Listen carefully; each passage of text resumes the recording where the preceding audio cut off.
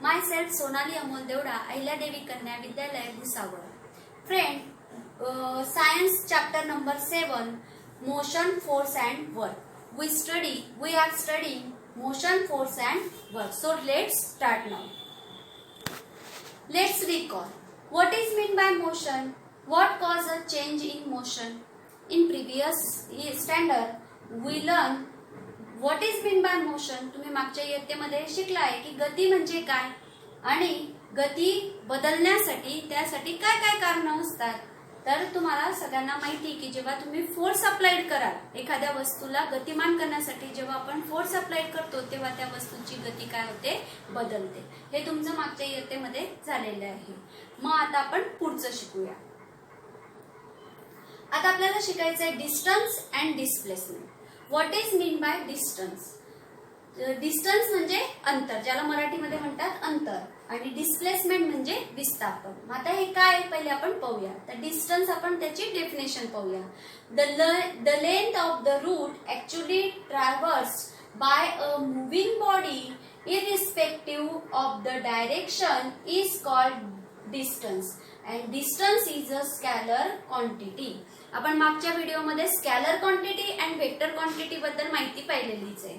तर डिस्टन्स ही कोणती क्वांटिटी आहे, तर स्कॅलर क्वांटिटी आहे. म्हणजे काय, इथे दिलेलं आहे की ज्या वेळेस इरिस्पेक्ट ऑफ द डायरेक्शन, म्हणजे ज्या वेळेस तुम्हाला दिशा दाखवण्याची गरज पडत नाही, नुसतं मूल्याची गरज पडते, मापनाची गरज पडते, ती जी क्वांटिटी असते त्याला आपण काय म्हणतो, स्कॅलर क्वांटिटी म्हणतो. मग इथे दिलेलंच आहे की ते डायरेक्शन दाखवलेलं नाही, डायरेक्ट किती अंतर कापलंय हे सांगितलंय, मुव्हिंग बॉडी किती अंतर कापलेलं आहे ते सांगितलंय, तर त्याला काय म्हणणार आहे आपण, डिस्टन्स. आणि डिस्टन्स हे काय येईल, तर स्कॅलर क्वांटिटी येईल, हे लक्षात ठेवा. त्यानंतर आता आपण पाहूया displacement. What is mean by displacement?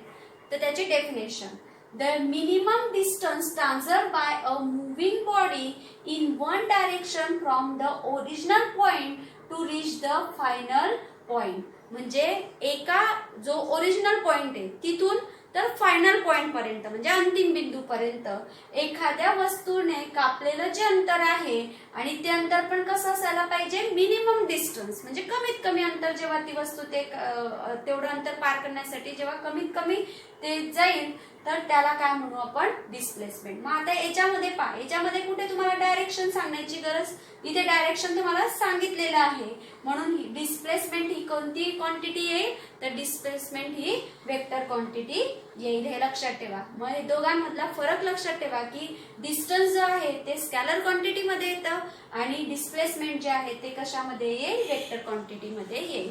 जरी हे दोघे असं असले तरी यांचे जे युनिट आहे, द युनिट ऑफ मेजरमेंट, दोघांचं मापनाचे जे युनिट आहे, डिस्टन्स असेल किंवा डिस्प्लेसमेंट असेल, इज द मीटर. दोघांचं युनिट काय आहे, मीटर हेच आहे. मग ती सीजीएस पद्धत असो किंवा एमकेएस पद्धत किंवा एसआय पद्धत, दोघांमध्ये यांचं जे युनिट आहे ते काय राहणार आहे, मीटर हेच राहणार आहे, हे लक्षात ठेवा. आता आपण पुढे समजून घेऊया की काय काय आहे म्हणून. आता आपण पुढचं पॉइंट पाहणार आहे, तो म्हणजे व्हेलोसिटी. मग व्हेलोसिटी म्हणजे काय, the velocity is the distance traversed by a body in a specific direction in unit time. The velocity of the body can be calculated by the following formula. की इथे पहा, इथे फॉर्म्युला दिलेला आहे. काय फॉर्म्युला आहे, तर velocity is equal to displacement upon period of time required for the displacement. म्हणजे व्हेलोसिटी जेव्हा चाल तुम्ही काढता तर ती कशी काढली जाते, तर डिस्प्लेसमेंट म्हणजे विस्थापन भागीला जेवढं काही डिस्प्लेसमेंट झालेलं आहे ते डिस्प्लेसमेंट होण्यासाठी लागलेला जेवढा कालावधी असेल त्या कालावधीने जेव्हा तुम्ही या दोघांचा भागाकार कराल तर जे उत्तर येईल ते म्हणजे तुमचं व्हेलोसिटी. हे लक्षात ठेवा विद्यार्थी मैत्रिणींनो. तुम्हाला होमवर्क मध्ये हे पण लिहायचं आहे व्हेलोसिटीचा फॉर्म्युला, आणि हा फॉर्म्युला परत तुम्हाला पाठही करायचा आहे, कारण याच्यावरूनच तुम्हाला पुढे गणित सोडवायला पण मदत होईल. म्हणून हा फॉर्म्युला तुम्ही लिहून घ्या आणि परत हा पाठ सुद्धा करा की velocity is equal to displacement upon period of time required for the displacement. आता आपण पुढे पाहूया. आता हे समजून घेण्यासाठी इथे एक उदाहरण दिलेलं आहे की इथे हा रणजित नावाचा एक मुलगा आहे. Ranjit house is at a place A. इथे काय आहे, रणजितचं हाऊस आहे. The figure alongside show the distance traverse by Ranjit to reach his school at D. आणि त्याला डी या पॉइंट पर्यंत पोहोचायचंय. डी या पॉइंटला काय आहे, त्याची शाळा आहे. म्हणजे घरापासून निघाला आणि कुठे जायचंय, शाळेमध्ये जायचंय. If we do not take the direction, जर त्याने विचार केला नाही डायरेक्शनचा म्हणजे दिशेचा विचार केला नाही, in account we find that Ranjit traversed a distance equal to AB plus BC plus CD. म्हणजे A ठिकाणापासून निघाला, तो B पर्यंत गेला म्हणजे AB एवढं अंतर कापलं. नंतर B पासून C पर्यंत आला म्हणजे BC एवढं अंतर कापलं. आणि C पासून D पर्यंत शेवटी शाळेत पोहोचला म्हणजे CD एवढं अंतर कापलं. म्हणजे त्याने काय केलं, AB plus BC plus CD एवढं अंतर त्याने कापलं. आता पहा, however on doing this his displacement was equal to AD.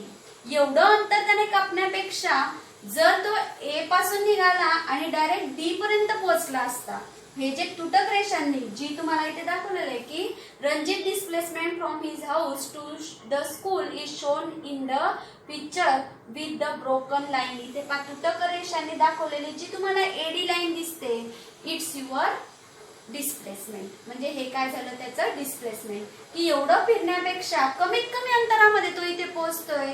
कमीत कमी अंतर जेव्हा कापलं जातं, आरंभ बिंदूपासून शेवटच्या बिंदूपर्यंत पोहोचण्यासाठी एका सरळ रेषेनेच तो गेला आणि कमीत कमी अंतरामध्ये जेव्हा पोहोचेल तर त्याला आपण काय म्हणणार आहे, डिस्प्लेसमेंट. म्हणजे रणजितचं डिस्प्लेसमेंट इथे काय आहे, तर एडी लाईन जी आहे ती काय दर्शवते, आपल्याला डिस्प्लेसमेंट दाखवते आहे. म्हणजे या याच्यावरून तुम्हाला कळालंच असेल की डिस्प्लेसमेंट काय आहे. आता आपण पुढे पाहूया. आता आपल्याला स्पीड अँड वेलोसिटी सुद्धा पाहिजे. What is mean by speed and what is the formula for calculating speed. When we say that the speed of a car is 40 km per hour, there is no need to specify the direction but to predict where a storm will reach a particular place or not. A mention of its direction is essential. की ज्या वेळेस तुम्ही एखाद्याची हे speed करताय, समजून घ्या एखादी कार आहे आणि ती किती याच्याने चालते, तर 40 किलोमीटर पर आवरने ती चालते आहे. त्यावेळेस तुम्हाला काही दिशा दर्शवण्याची गरज नाही, म्हणजे डायरेक्शन देण्याची गरज नाही. स्पेसिफिक डायरेक्शन तुम्ही दाखवली नाही किंवा एखादी वेळ तुम्ही दाखवला नाही, परंतु तरी तिथे चालेल की त्या कारची काय आहे ती त्या कारची तिथे स्पीड तुम्हाला मेन्शन करता येते. परंतु जर स्टॉर्म येत असेल म्हणजे वादळ, स्टॉर्म म्हणजे काय, वादळ, एखादी वादळ येत असेल तर त्यावेळेस मात्र तुम्हाला ते किती स्पीडने येत आहे, किती त्याचा स्पीड आहे आणि परत ते कोणत्या दिशेने येत आहे हे दोघी तिथे सांगावे लागतात. म्हणून वादळासाठी डायरेक्शन पण दाखवावं लागेल आणि त्याची स्पीड सुद्धा दाखवावी लागेल. आणि स्पीड कसं काढायचं ते तुम्हाला दाखवणारच आहे. पुढे पहा. आता लेट्स फाइंड द युनिट. आता आपण इथे युनिट शोधणार आहोत. तर हा तुमच्या पुस्तकामध्ये दिलेला चार्ट आहे. मग इथे दिलेला आहे, राईट द फॉर्म्युला. स्पीडचा फॉर्म्युला काय, आताच आपण पाहिलं, डिस्टन्स अपॉन टाइम, की किती अंतर कापलं आणि त्याला किती वेळ लागला कापण्यासाठी. जेव्हा हे त्याचा भागाकार करू जे उत्तर मिळेल ते म्हणजे स्पीड, बरोबर. त्यानंतर velocity is equal to displacement upon time. आता याचे युनिट काय, तर डिस्टन्सचं युनिट येईल मीटर आणि टाइमचं युनिट येईल second.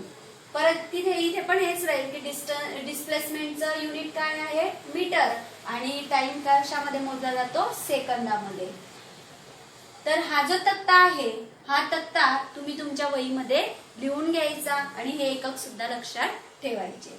The unit of speed or velocity is written as metre per second.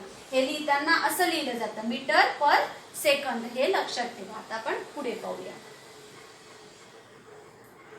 आता let's now use the above formula to find out Ranjit's velocity and speed when we goes to school as shown in the figure. आताच आपण रणजितचं घरापासूनचं ते अंतर ते पाहिलं.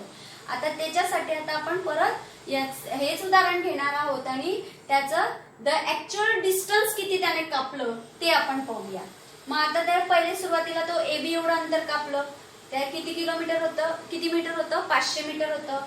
नंतर BC म्हणजे 700 मीटरचं अंतर त्याने कापलं, इथे दाखवलंय पहा. 500 metre plus 700 metre plus CD 300 metre. मग किती झाले? 500 अधिक 700 अधिक 300 म्हणजे 1500 मीटरचं अंतर त्याने पार केलं. त्यानंतर त्याला टाइम किती लागला? तर AB साठी 8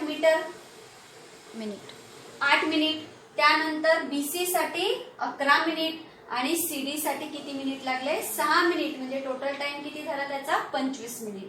मग रणजितचं डिस्प्लेसमेंट काय आहे?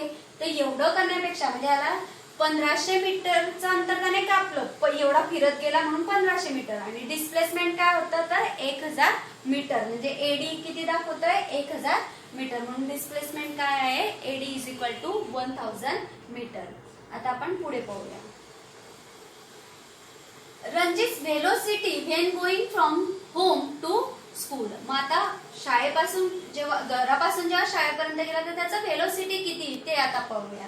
मग व्हेलोसिटीचं सूत्र माहिती आहे, velocity is equal to displacement upon total time. मग किती लागला होता तर 1000 मीटर भागीला 25 मिनिट. मग याचं तुम्ही हे करून घ्या, 25 मिनिट 1000 मीटर आणि याला 25 ने भागितलं तर बरोबर किती उत्तर येईल?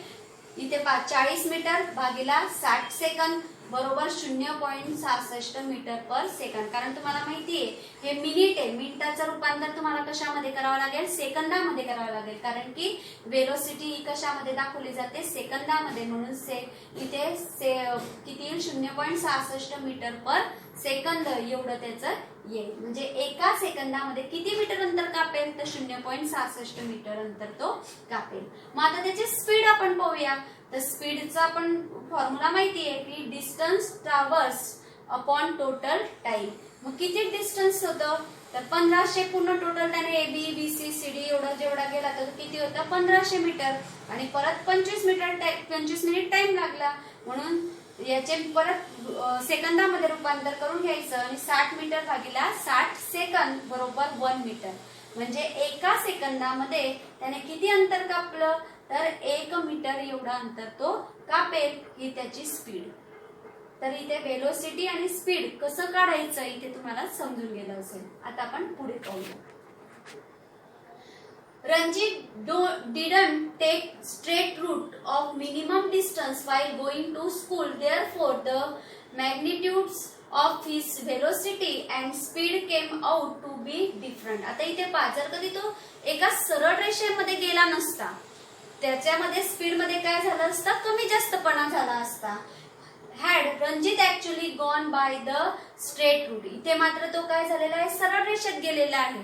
त्यामुळे इथे तुम्हाला प्रॉब्लेम येणार नाही. परंतु बऱ्याच वेळा काही आपण प्रत्येक वेळेस सरळ रस्त्याने थोडी जाणार आहे, तर काही वेळेस तुम्ही रस्त्यामध्ये बदलवणार पण आहे किंवा वळणार सुद्धा आहे. तर मग त्यावेळेस सुद्धा तुमचं माप काय होईल? वेगवेगळं येईल.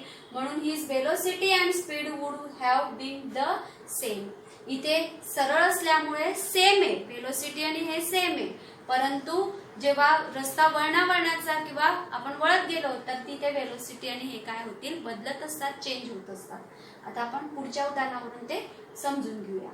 मग आता इथे पहा, ऍव्हरेज वेलोसिटी आणि इन्स्टंटेनियस वेलोसिटी हे दोघी आपल्याला पाहायचं आहे. मग आता इथे काय येईल ते पहा. The velocity of an object can change even while it is moving along a straight line. Suppose that a truck covering a distance of 40 km from A to D in a straight line, that its displacement would be 40 km. म्हणजे समजून घ्या, एक truck आहे. एक truck A या ठिकाणापासून निघाली आणि D या ठिकाणापर्यंत तिला जायचं आहे. एवढं तिने अंतर कापलं, डिस्टन्स स्ट्रेट लाईन मध्ये ती गेली. तर तिचं डिस्प्लेसमेंट किती आहे? 40 किलोमीटर आहे. It requires all together 1 hour for this. असं समजून घ्या की एवढं अंतर कापण्यासाठी 1 तासाचा त्याला वेळ लागला. तर वेलोसिटी काय येईल? 40 kilometre per our. However, if the truck traversed the 10 kilometre distance AB in 10 minute. समजून घ्या, ती जी ट्रक आहे तिने A पासून B पर्यंत जाण्यासाठी 10 किलोमीटर म्हणजे 10 किलोमीटरचं अंतर हे 10 मिनिटातच कापलं. मात्र बी पासून सी पर्यंत जाण्यासाठी जे 10 किलोमीटरचं अंतर आहे परंतु 20 मिनिटांमध्ये ते कापलं, आणि सी पासून डी पर्यंत जाण्यासाठी तिला किती 20 किलोमीटरचं अंतर तिने 30 मिनिटांमध्ये कापलं, तर येणारं उत्तर पण काय असेल, वेगवेगळं असेल. मग कसं, तर त्याच्यासाठी ते फॉर्म्युला एक काढून दाखवलंय. कसं काढायचं की ते दाखवलंय velocity for the distance A D. आता हा जो एडीचा डिस्टन्स आहे त्याची व्हेलोसिटी कशी काढायची, तर आता किती किलोमीटरचं अंतर कापलं होतं, 10 किलोमीटर. किती वेळ लागला होता, 10 मिनिटं. म्हणून याचं रूपांतर करून घ्या, 60 मिनिट मध्ये करून घ्या. 60 भागीला 60 म्हणजे 60 किलोमीटर पर हवर. एका तासामध्ये किती अंतर कापलं जाईल, तर 60 किलोमीटरचं अंतर कापलं जाईल. तसंच इथे जर कधी केलं बीसीचं केलं तर हे 10 किलोमीटर म्हणजे इथे येईल 10 किलोमीटर, आणि डिवायडेड बाय टाइम किती लागला, तर 20 मिनिट टाइम लागलेला आहे. हे बघा इथे दिलंय बीसीचं 20 मिनिट टाइम लागला आहे. म्हणून 10 भागीला 20 जर केला तर हा काय होऊन जाईल, अर्धा होऊन जाईल, म्हणजे 1/2 आन्सर येईल. असंच तुम्ही याचंही काढू शकता. तर हा जो आहे हा झाला त्याचा वेगवेगळा बदलणारा आहे. इथे वेगळा लागला, इथे वेगळा लागला, आणि इथे उत्तर परत वेगळं येईल. तिघांमध्ये वेगवेगळं आहे म्हणून त्याला काय म्हटलं जातं की ही जी चाल असते ती कशी आहे, इन्स्टंटेनियस व्हेलोसिटी ही त्याची राहील, म्हणजे ती बदलणारी असते. मात्र ऍव्हरेज व्हेलोसिटी ही सारखीच राहणार आहे. ऍव्हरेज व्हेलोसिटी किती राहील, 40 किलोमीटर पर अवर. की पूर्ण एका तासामध्ये किती अंतर पार पाडलं, तर 40 किलोमीटर, म्हणजे ऍव्हरेज त्याचं किती राहणार आहे, 40च राहणार आहे. मात्र ही जी आहे ही काय होईल, बदलत जाईल. हे लक्षात ठेवा. मग विद्यार्थी मैत्रिणींनो, की याच्यामध्ये हे average velocity for the entire route A D is 40 kilometre per hour. The velocity at a particular movement of time is called instantaneous velocity. म्हणजे जेव्हा पर्टिक्युलर एका क्षणासाठी जेव्हा स्पीड किंवा व्हेलोसिटी बदलत असते तर त्याला काय म्हटलं जातं, इन्स्टेंटेनियस व्हेलोसिटी म्हटलं जातं. आणि मात्र पूर्ण याची म्हणजे जेव्हा आपण ही काढली तर ती किती आली, 40 किलोमीटर पर अवर आली. तर ती काय झाली, एंटायर म्हणजे ऍव्हरेज, सगळ्यांचा ऍव्हरेज काय आला, तर 40 किलोमीटर पर अवर आलेला आहे. आणि आता तुम्हाला हा जो मुद्दा आहे तो समजलाच असेल. मग आज तुम्हाला होमवर्क काय करायचं आहे, तर होमवर्क मध्ये डिस्प्लेसमेंट, डिस्टन्स, त्यानंतर व्हेलोसिटी, स्पीड यांच्या व्याख्या म्हणजे डेफिनेशन पण लिहायचे आहे. आणि परत त्याचे जे फॉर्म्युले तुम्हाला दाखवले व्हेलोसिटी वगैरेचं, तर तो फॉर्म्युला सुद्धा तुम्हाला लिहून घ्यायचा आहे. आणि त्यावरचं जे हे रणजितचं उदाहरण आहे ते पण आपल्या वहीमध्ये सोडवायचं आहे. धन्यवाद.